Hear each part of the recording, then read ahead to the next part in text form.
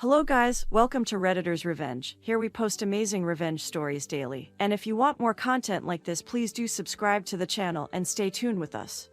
Moving on to today's first story, in which OP took revenge on the head chef at a restaurant who was a horrible person and treated his staff like slaves. Now story. As a single mother of 2 children, I needed all the money I could get, but I was always passionate about cooking. When I was young, I went to culinary school but dropped out to get married young after 2 years. This didn't go very well, as I got a divorce shortly after and got stuck with my 2 kids as my husband left and didn't pay any child support. Since there wasn't much I could do other than cooking, I had to find minimum wage jobs in fast food, and that's all I did for years to raise my 2 kids. However, I always wanted to get into the real restaurant business and become a chef, since that was always my passion. My kids and I kept moving from place to place to find the lowest rent possible, and things weren't always very good for us. In my last fast food job rolling burritos, I got fired over some woman calling the manager because she didn't like the fact that I wasn't putting enough cheese in, even if I was putting exactly the right amount. Anyway, I took this as an opportunity to self-study more cooking and push myself to the max even with courses. After a few months of this and jumping from diner to franchise, I finally got my big break in a very big restaurant in the heart of the city. Of course, I was going to be on the kitchen staff under the head chef, who was also the owner of the restaurant. But I was so happy and celebrated like this. I hadn't yet met anyone who worked with me, but I was so optimistic but knew that the restaurant business was an extremely stressful environment, but nothing could have prepared me for the amount of stress and abuse I witnessed. On my very first day, as soon as I entered the kitchen, plates were flying and forks were being thrown by the head chef. He was a very, very short-tempered middle-aged man who made everyone around him stressed, but working on their toes to get things right. The food came out perfect, but it took so much blood, sweat, and tears to get there. On my first day, I tried as much as possible to do everything right, but mistakes were inevitable and I was still learning. My head chef didn't accept this, though, and heavily criticized me loudly for every single mistake. On one of the dishes, I messed up a sauce and he tossed it on my clothes, telling me to lick it off if I had to. I had to cover the cost of a fancy steak dish because I dropped it after another staff worker bumped me on the way out. When I came back home from that first day, I broke down in tears for 2 hours from the humiliation and stress I faced the whole day. I didn't want to give up, though, so I went back the next day and promised myself that I'd do my best to have everything perfect. Everything was going all right for a couple of hours, and I only heard the head chef scream a couple of times. All of this was until we got a squid dish. I was the one who was supposed to handle and chop the squid before someone else cooks it, so I did just that. Everything was perfect until the other cook started cooking the squid and overcooked it. That second cook was the head chef's cousin, so I took the blame and the yelling. He told me that I was too slow and rushed the other cook and had him overcook it. He gave me so many nonsensical allegations I couldn't even believe, and I got the short end of that stick. Nothing was working with him because of how harsh he was.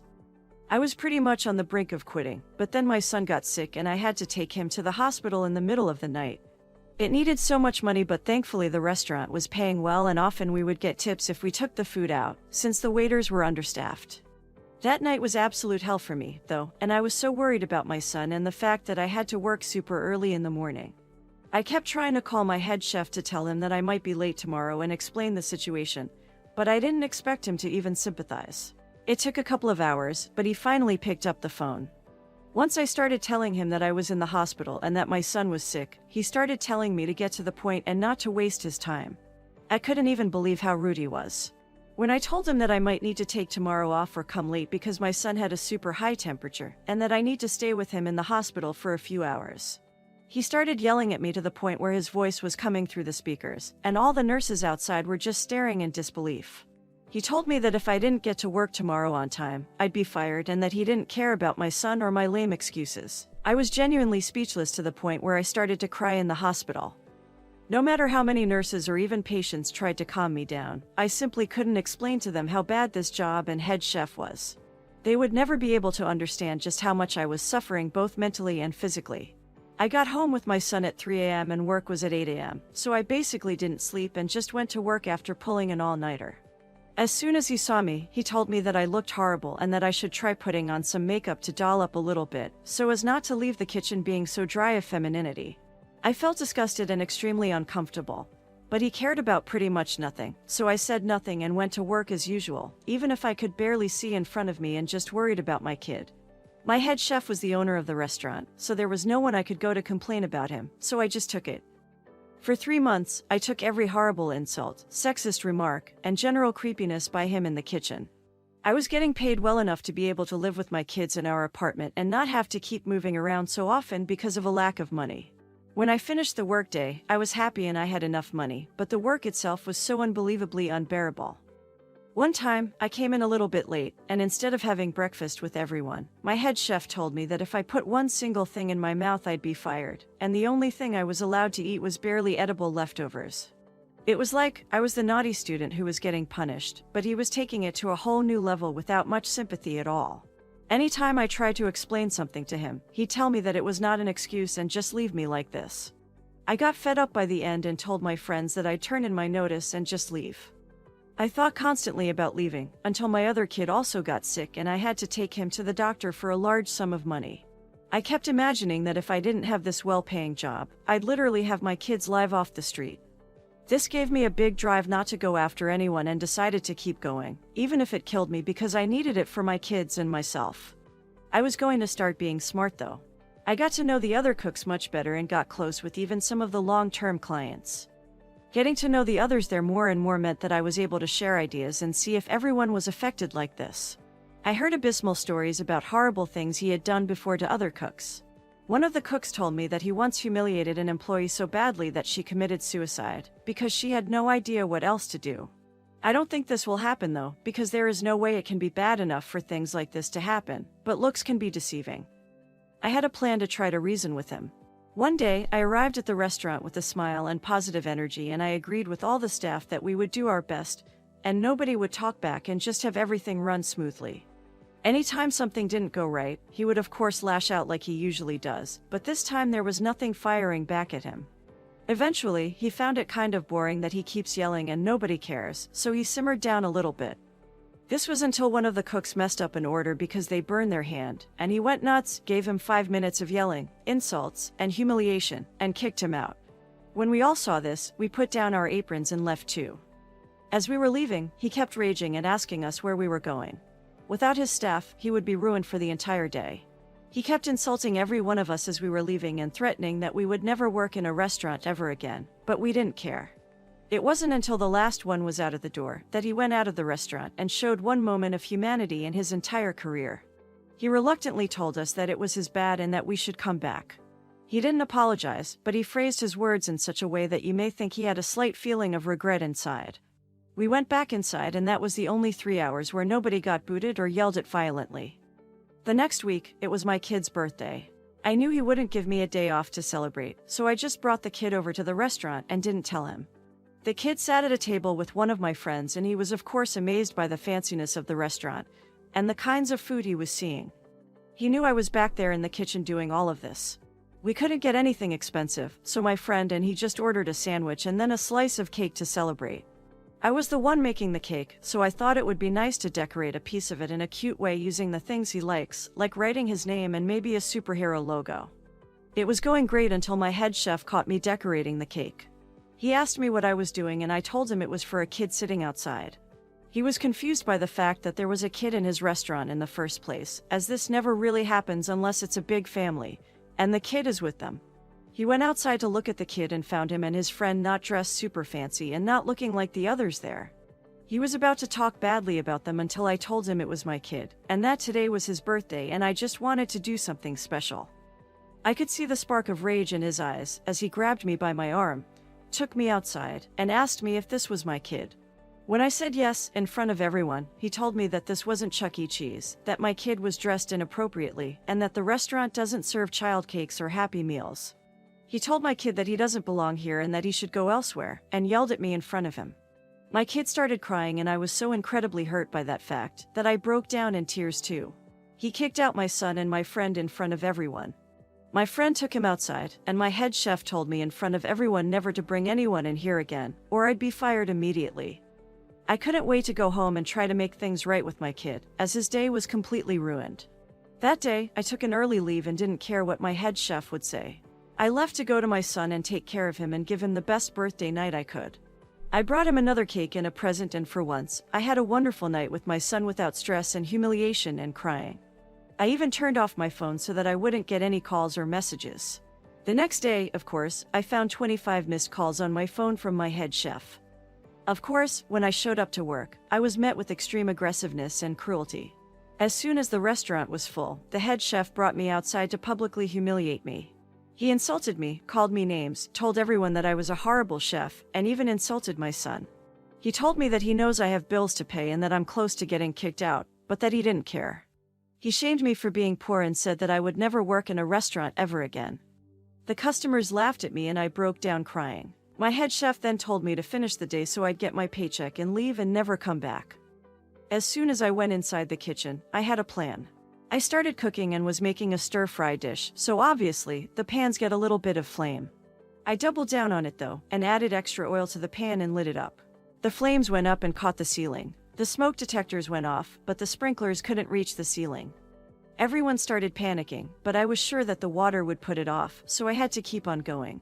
I went around while everyone was panicking and in a hurry to leave, and I turned on the gas of all the stoves. Every dish that was cooking caught flame, and I made sure to throw in some paper towels and other flammable objects. The entire kitchen staff was almost out, except me. I had around 15 seconds to throw in some of the spray oil bottles and open the door to the dining hall because I wanted to make sure the entire restaurant went up in flames, not just the kitchen. I looked around and saw that no customer was back there. Everyone had gotten out, but I kept looking for my head chef and couldn't find him. The flames had reached the curtains outside and the smoke was covering the whole building. I found myself stuck and couldn't get out. I kept thinking of my son and what he would do without me, but it was too late. The smoke was too much and I passed out. I opened my eyes and found myself awake and on a stretcher outside the restaurant. Nobody was hurt, but the whole restaurant was in ashes. I saw my head chef sitting right in front of the ambulance with his head down. I walked over to him, but he didn't speak. Of course, there was no way of telling that it was me who burned the restaurant down, as I was involved in the accident as much as anyone and almost died during it. I kept staring at my head chef, and after about a minute, I saw him shed one tear. He didn't talk or do anything, but the satisfaction I got from seeing that one tear was immense. I was going to walk away, but I took my one chance. I raised my voice at him in front of everyone and said that this was his penance for being a horrible person who cared about no one and had no human emotions. He was completely quiet as I humiliated and degraded him in front of the paramedics, the customers who were outside, and the staff. I told him that it served him right that the restaurant was burned down, and that he should go work in fast food as that's the only place he is fit to work in, but even then he'd probably get fired. The entire staff joined me, and soon we were all yelling at him and humiliating him for the horrible things we endured because of him. Everyone told him how he hurt them in some way, and everyone shared their traumatic experiences. One by one, every female cook went up to him and slapped him right in the face. He was completely frozen as we hit him, and some of us even spat on him. He was in too much of a shock to say or do anything. Right as I was about to go home, one of the customers who were there told me that her husband owns a restaurant and offered me a job there. I was so happy that I teared up and hugged her. That night, I went home, had a great time with my kids, and felt genuine happiness for once in so long. Now, here is the end of our first story. I hope you enjoyed the revenge OP took on her a whole boss. And I have never heard of or seen such an inhumane guy in my life. He deserves everything he has, and I believe that is not enough for him. Because of him, someone ended her life, and he subsequently treated his employees like slaves. I'm delighted OP completely destroyed him and moved on to a better place. Guys, let me know your opinion about this story in the comments section. So before moving to the final story, please hit the like button and do subscribe to the channel to stay tuned with us for more awesome stories. Now, moving to our final story, which is a similar story of a whole employer who treated his employees like slaves, particularly women. So OP and her coworkers united together and exacted their revenge. Now story. My former boss was, simply put, an absolute ducking a hole. He was the type of person that could be so condescending while acting as if he was doing you a favor. His condescending attitude was sometimes downright abusive, and he seemed to have a particular problem with all of the female employees. He acted as if they were dumb and needed assistance with every step. He loves to scream at people regardless of how little their mistake was, if there even was one. He was a slave driver and expected everyone to sacrifice their own lives for their job. The thing that sparked this revenge was him telling me to miss my older sister's birthday to come into work on a day that I already booked off. No one likes him.